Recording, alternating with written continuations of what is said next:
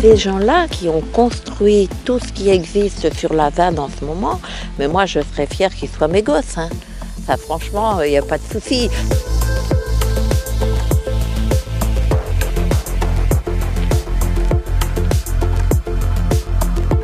C'est n'importe quoi. Mais vraiment, mais c'est grossier. Je ne sais pas si vous imaginez. On a des soudeurs de génie ici.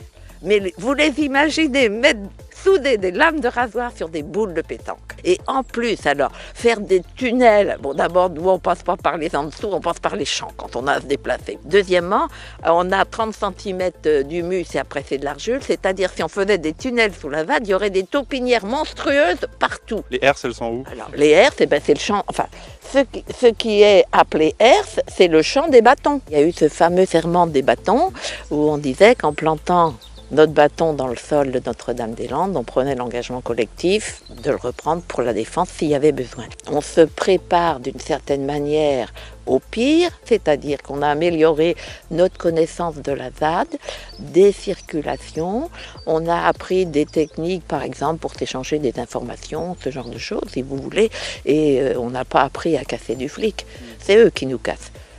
Moi j'ai encore la main, j'ai été blessée en 2012 et bon, voilà.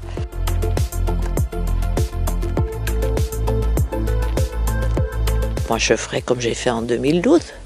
Je serai avec les autres face aux gendarmes et on réagira chacun avec notre force physique. Vous savez, en 2012, il y avait énormément de vieilles femmes et qui étaient au premier rang.